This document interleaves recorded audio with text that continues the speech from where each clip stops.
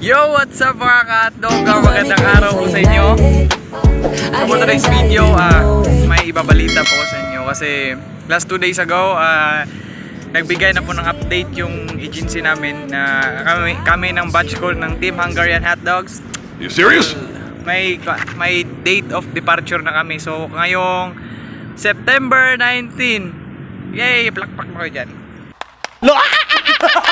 Bakit nagbigay sila ng update? So ito yung ginawa ko. Kasi mga ka-hotdog, nagsimula ako nag-apply August 7. Initial exam, tapos initial interview. Lagi ko naman itong inuulit sa inyo. Hindi totoo yan. August 8 is final interview. August 9, waiting for the result of the final interview. May result na, then good. Then pagka August 10, medical. Go. Ay, more passion. Then pagka yun, medical, then process, submit of the requirements, process na. Then pagka antay-antay pa kami mga August 30, visa appearance. August 31, pidos na namin. So akala namin pagkatapos namin ng pidos, after 3 days namin ng pidos, akala namin flight na mga September 3. So hindi pala. So yung mga batch ko, yung Team Hungarian Hotdog, nagkinabahan sila. Pati din naman ako. Parang alam mo yun, yung feeling na excited ka na kinakabahan kasi mga what ifs ba? Ayan na naman tayo sa mga what ifs na yan. And I tried and found out there's one thing is true. So yung ginagawa ko mga ka-hotdog, so sa pagkakalam ko, kami sa Samsung, sa batch ko, mga nasa 23 katao kami. Nagbe-message kami sa GC namin na good afternoon po, good day po, maghihingi po sana kami ng update kasi nakapag-pidos na po kami, ganito. So yung staff naman hindi nagre-reply. So kami namang mga aplikante, pangit talaga ng gupit ko. Kami naman mga aplikante, together with my batch, kinakabahan kami kasi di nagsisin. So iniintindi namin kasi alam mo, hindi naman kami yung marami naman yung aplikante, hindi lang naman kami. In last 2 days ago, so yung ginawa ko, ganito yung chinat ko sa GC namin kasi yung GC, ang members doon mga nasa 180 members. Pasali pa doon yung mga 3 staff, apat na staff at ayun din mga applicants. Then yung GC na yun for updates lang yun sa Samsung namin, GC dito sa aming agency. So yung ginawa ko, ito nag-message ako kasi anong date na ngayon? Wala pa rin ba? Akala mo September 3 flight na. So yung ginawa ko, update ako. Ito yung chat ko.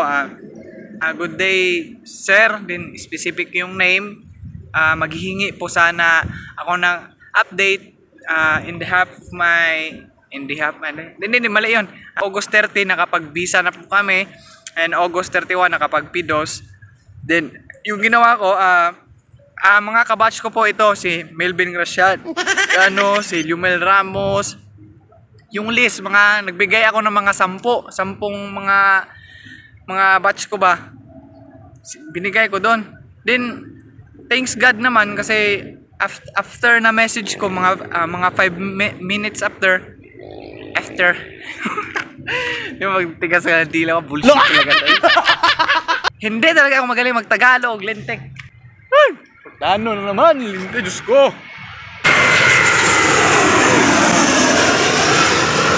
Ito na mga ka-hotdog, may good news kasi na-message ko, nag-reply, naggumawa na si sir ng GC.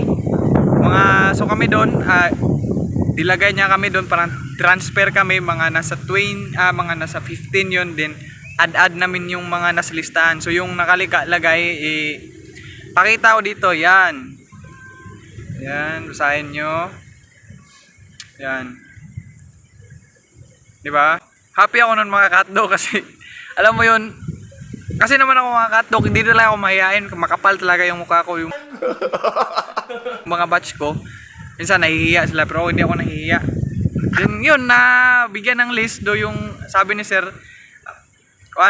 September 19 yung departure namin. So kami yung ginagawa namin ngayon, anong date ba ngayon? September 10 ba ngayon? Anong date ngayon? Balik kami, nagre-ready na kami. So okay na, kasi ako mga ka-hotdog, mga 2 weeks na akong ready. Kahit sabihin nila nga magbigay sila ng ticket, gan, pwede na ako alis kasi ready na ako. Ready na ako. Pagkakalam ko, 7 kilos hand carry, din sa luggage pinaka-safe namin is 23 kilos. It's to be safe na like 20 kilos lang yung luggage, ganito. Yun yung gagawin. Pero sa amin kasi wala pa kasi kaming ticket, so hindi namin alam kung anong kilo talaga. So yung ginawa namin mga 23 kilos below for safe. Din yun sa akin, isa lang namang 6 kilograms na hand carry din sa backpack ko, din sa luggage. Yung luggage ko naman, yung wala akong damit sa luggage ko. Walang damit. Puros pagkain, baonan, medicine, mga ano pa ba yun, mga noodles, dilata, mga sabon, Colgate, toothpaste, cologne, sandals. Isa lang sandal.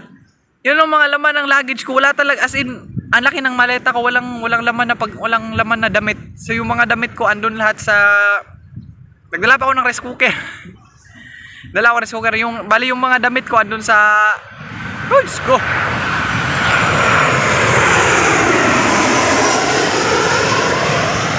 Yung mga damit ko mga katog andun lahat sa backpack, then sa hand carry. Wala yung hand carry, wala talaga akong susuot na damit. Delikado talaga. Then yung dalhin ko na sapatos, dalawa lang. Dalawa. Kasi ito yung suot ko, yung Converse na pinupost ko naman yun sa picture. Then sa page ko, yung Converse na sapatos ko, tsaka isang sapatos na ukay-ukay, isang sandals. Yun lang, kasi marami naman daw na kuhan doon, marami daw mga gamit daw doon. Then nagbili ko ng dalawang bonnet kasi September daw. Yung sabi naman sa akin, winter na daw. So, it's better na magdala na ako dalawang bonnet. Then pasalamat din ako sa kapatid ko na babae kasi si Wimpol Jean Chavez. Din siya, kuya ko na si Rinaldo Maynupas Albaran. At saka si mama, si Tess Albaran. Yan. Kasi yung sister ko, lagi siya nagsusupport sa akin ba. Actually, malaki na yung natulong ng sister ko. Basta malaki na talaga din. Yun. May kulang ka ba dyan? Ito, nagpapadala. Hindi naman mayaman yung sister ko, tumutulong talaga. Bali, di ko siya ate yung hindi youngest, siguro edad ko 24, nasa mga 23 siya. Turning 25 naman ako this coming October, di siya mga nasa 23. Then yung kuya ko naman support, nagbibigay ng mga advice kasi yung kuya ko din seaman. So nagbabagay siya ng tips. So ako naman na kapatid na masunurin, siyempre ako sumusunod ako sa mga ganun. Then yun lang naman mga katog. So siyempre ako, together with my batch, happy ako na may update na. For me naman, sa opinion ko, flight pa namin September 19, mas maganda yun kasi mas ma-enjoy pa namin yung mga andito kami sa Pilipinas pa. Kasi yung iba kasi, pidos ngayon, then after 2 days, flight na. Hindi nakapaghanda. Kaya yung mga ibang batch, yung nauna sa amin, hindi nakabaon ng ganito. So kami naman, advantage namin kasi malaki yung time na malalaan namin na makapag-prepare kami mga katdog. So advantage namin yun. So blessed kami. Then September 19, ito na talaga, alis na talaga. Hindi pa rin ako makapaniwala ba. So ako naman, ginagawa ko ngayon, hindi ako gumagala. Alam nyo na yung nasa isip ko, ako gumala, alam mo, nakakatakot kasi ganito. Alis pa naman ako. Then, ingat talaga yun. Then, laging magdasal. So, ayun lang naman mga katog, nagbigay lang ako ng mga updates sa inyo. So, for those people who are watching this video, please subscribe to my YouTube channel, Edmond Chavez Vlogs, TikTok, Edmond Chavez Vlogs, FB page, Edmond Chavez Vlogs, and Instagram, Edmond Chavez Vlogs, and Edmond Chavez Vlogs. And ikaw, apply para matanggap ka. So, yun. Amping kanunay and God bless po. Ingat po. Bye-bye. May aeroplano naman.